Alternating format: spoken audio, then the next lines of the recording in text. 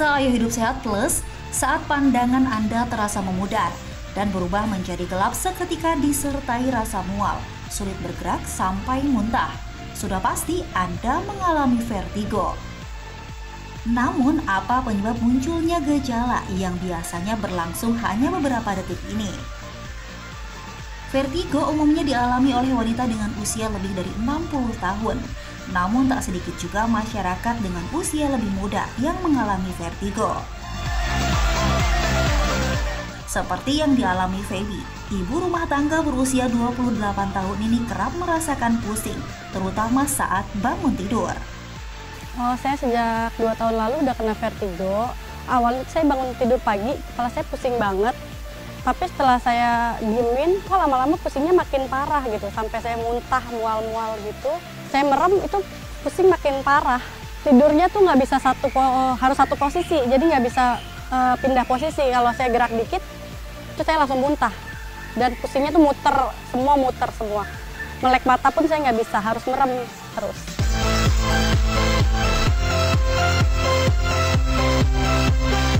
Saya sempat pingsan karena pusing banget, tiba-tiba pusing banget. Udah saya nggak sadar lagi, setelah itu udah langsung pusing mual ya. Saya udah ke dokter, udah minum obat, tapi tetap aja kambuh lagi gitu. Saya juga bingung. Angka penderita gejala vertigo di beberapa negara cukup berbeda. Angka penderita gejala ini di tanah air cukup tinggi, yakni sekitar 50%. Dan umumnya dialami oleh wanita usia 40, 50 hingga 75 tahun. Di Amerika Serikat, vertigo perifer cenderung lebih banyak menyerang wanita, dan vertigo yang terkait migrain sekitar 0,895. Sedang di Jerman, diperkirakan penderita vertigo dewasa sekitar 1,1% dari jumlah populasi. Nah pemirsa, masih banyak nih di antara kita yang kerap keliru membedakan antara vertigo dan juga migrain. Lalu sebetulnya apa ya yang disebut dengan vertigo? Vertigo adalah suatu keadaan di mana seorang pasien merasakan adanya gangguan ketidakseimbangan dalam tubuhnya. Vertigo ini bisa juga terjadi pada setiap orang. Nah, yang jadi permasalahan adalah kita harus menyamakan persepsi bahwa vertigo itu adalah kondisi yang disebut pusing. Pusing di sini adalah bisa berputar, bisa bergoyang. Sedangkan pusing ini sangat berbeda dengan sakit kepala, karena sakit kepala ini adalah suatu kondisi di mana kepala itu merasa seperti berat, ditusuk, ditekan, terikat, dan berdenyut. Nah, kondisi sakit kepala ini yang bisa masuk dalam kategori salah satunya adalah migrain. Jadi, kita harus bedakan antara pusing atau vertigo, sakit kepala, atau migrain. Vertigo ini bisa dibagi menjadi dua sebenarnya. Dari sebabnya misalnya adalah vertigo perifer. Vertigo perifer ini adalah vertigo yang tidak berbahaya.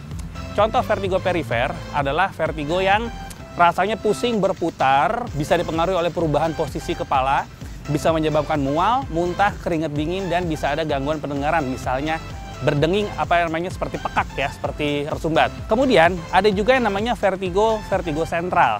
Yang berbahaya dari vertigo sentral ini adalah vertigo sentral ini ternyata bisa merupakan suatu manifestasi atau suatu tanda dari penyakit lain yang lebih serius. Misal, stroke pada daerah otak kecil. Kemudian bisa juga daerah otak kecil ini terdapat tumor atau perdarahan. Yang jadi permasalahan adalah kapan kita tahu vertigo itu berbahaya atau tidak. Secara gampangnya adalah ketika vertigo itu memberikan gejala yang sangat hebat, biasanya itu tidak berbahaya.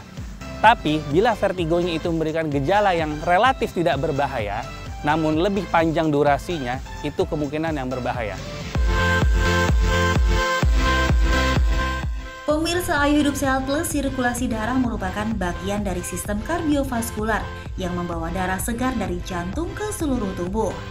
Dan jika terjadi penyumbatan pada pembuluh darah, maka akan menimbulkan berbagai macam penyakit. Salah satunya adalah vertigo. Namun, itu fakta atau mitos ya pemirsa? Itu jawabannya adalah fakta. Karena kenapa? Karena salah satu penyebab vertigo adalah sumbatan di daerah otak kecil. Jadi memang itu fakta. Telinga merupakan salah satu alat indera yang berfungsi untuk mengenali suara. Gangguan pendengaran akan terjadi jika bagian dalam telinga bermasalah. Namun fakta atau mitos ya, jika vertigo adalah tanda adanya gangguan pada bagian telinga dalam? Jawaban adalah fakta, karena salah satu penyebab vertigo adalah gangguan telinga bagian dalam yang menyebabkan vertigo yang tipe berputar atau perifer. Migrain adalah kondisi di mana kepala terasa nyeri, di mana rasa sakit hanya terasa pada sisi sebelah kepala saja. Pemirsa, fakta atau mitos ya kalau migrain sebabkan vertigo? Jawabannya adalah mitos. Karena vertigo dan migrain adalah dua sebab yang sangat berbeda. Vertigo itu adalah suatu gangguan di keseimbangan, sedangkan migrain adalah gangguan karena sakit kepala. Dua sebab yang beda dan dua terapi yang berbeda. Jadi jawabannya adalah mitos. Penyakit jantung merupakan salah satu penyakit yang berbahaya jika tidak ditangani dengan serius. Salah satu penyebabnya adalah pola makan yang kurang baik dan juga tinggi kadar kolesterol. Namun fakta atau mitos ya pemirsa kalau vertigo adalah gejala awal penyakit jantung? Jawabannya adalah mitos. Karena vertigo itu adalah gangguan pusat keseimbangan, sedangkan jantung adalah gangguan sirkulasi. Tidak ada hubungan antara vertigo dan jantung secara langsung. Tumor merupakan pertumbuhan sel-sel tubuh yang tidak normal. Jika tidak ditangani dengan serius akan berkembang dan menjadi kanker. Penyebab tumor dalam tubuh pun masih belum dapat diketahui. Namun sebagian masyarakat beranggapan bahwa vertigo adalah tanda adanya tumor. Pemirsa, itu fakta atau mitos ya? Jawabannya adalah fakta. Karena beberapa tumor yang berlokasi di daerah batang otak atau daerah otak kecil dapat menyebabkan gangguan vertigo. Terbebas dari berbagai penyakit merupakan keinginan setiap orang, terlebih lagi dapat sembuh dari penyakit yang diderita. Nah, fakta atau mitos ya kalau vertigo bisa disembuhkan? Fakta, vertigo bisa disembuhkan.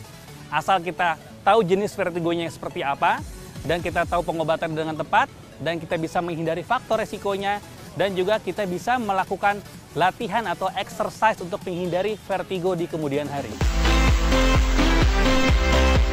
Pemirsa, sekarang Anda sudah tahu kan apa itu vertigo?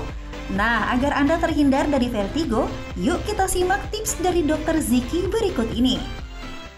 Berikut adalah tips bagi pemirsa yang sudah atau pernah mengalami vertigo. Yang pertama, sebaiknya hindari pergerakan posisi kepala yang mendadak. Misalnya menghentakkan leher ya seperti itu ya. Kemudian yang kedua, pasien yang sudah pernah mengalami vertigo, ada baiknya selalu membawa obat vertigo apabila serangannya muncul, maka bisa dikonsumsi. Yang ketiga, karena vertigo ini sedikit banyaknya terkait dengan aliran darah dan pola hidup yang sehat, maka sebaiknya konsumsilah makanan-makanan yang sehat, yang rendah lemak dan kemudian rendah gula.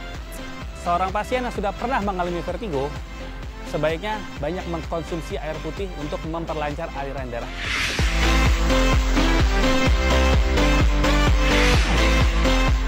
Dan berikut adalah tips bagi Anda yang belum mengalami vertigo dan jangan sampai pernah mengalami vertigo. Yang pertama, kita harus rajin berolahraga. Supaya kenapa? Supaya sirkulasi darah kita lebih baik, kemudian kemungkinan terjadinya vertigo akan menurun. Yang kedua, jaga pola hidup sehat dengan makan makanan yang seimbang, dengan konsumsi air yang cukup.